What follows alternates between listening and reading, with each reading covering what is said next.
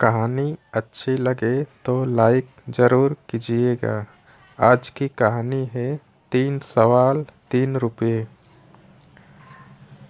एक बार दरबारियों ने बादशाह अकबर से शिकायत की, हजूर, आप सब तरह के महत्वपूर्ण कार्य बीरबल को ही सौंप देते हैं, क्या हम कुछ नहीं कर सकते? बादशाह ने कहा, ठीक है, मैं इसका भी फैसला करता हूँ। उन्होंने एक दरबारी को बुलाया और 3 रुपये दिए और कहा, इन 3 रुपये से तुम्हें 3 चीज़ें लानी है और याद रहे, हर एक चीज़ की कीमत 1 रुपये होनी चाहिए। पहली चीज़ यहाँ की होनी चाहिए, दूसरी चीज़ वहाँ की होनी चाहिए, तीसरी चीज़ न यहाँ की और न वहाँ की होनी चाहिए। दरबारी तुरंत बाजार गए, दुकानदार से यह तीनों चीज़ें मांगी। उनके बात सुनकर दुकानदार हंसने लगे और बोले, यह तीनों चीज़ें तुम्हें कहीं भी नहीं मिलेगी। उन तीनों चीज़ों को दरबारियों ने अनेक दुकान पर खोजा, पर कहीं भी नहीं मिला।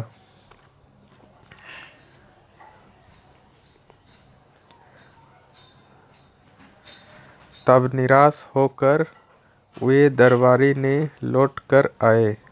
उसने लौटकर बादशाह अकबर को बताया, यह तीनों चीज़ें किसी भी कीमत पर कहीं भी नहीं मिली। अगर बीरबल ला सके तो हम जानेंगे। बादशाह अकबर ने बीरबल को बुलाकर कहा, जाओ और यह तीनों चीज़ें लेकर आओ। बीरबल ने कहा, अवश्य, यह तीनों चीज़ें आपके दरबार में कल तक हाजिर कर दूंगा।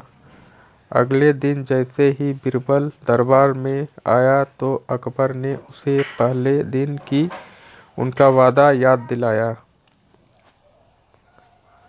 तब बीरबल ने कहा कि जी हाँ जहाँपनाह, मुझे अपना वादा याद है। आपने मुझे 3 रुपये में 3 चीज़ें लाने को दिए। कहा, मैं 3 रुपये में 3 चीज़ें ले आया हूँ। पहला रुपया मैंने मिठाई में खर्च किया, जो यहाँ काम आया। दूसरा रुपया मैंने फकीर को दिया, जो भगवान के पास गया। और तीसरा रुपया मैंने जुआ खेला, जो यहाँ का है न वहाँ का है, अर्थात जो कि न यहाँ काम आया और न परलोक में काम आया। यह बात सुनकर सब चकित रह गए और बादशाह अकबर ने बीरबल को खूब सारा इनाम दिया।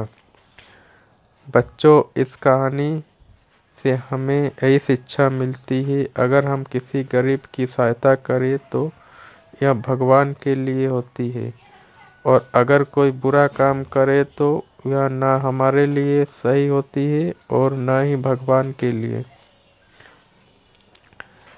तो दोस्तों, यह कहानी अगर अच्छी लगे तो लाइक और कमेंट और शेयर ज़रूर कीजिएगा और इसे अपने बच्चों को भी सुनाइएगा, ताकि उसे एक बेहतर इंसान बनने में मदद मिले।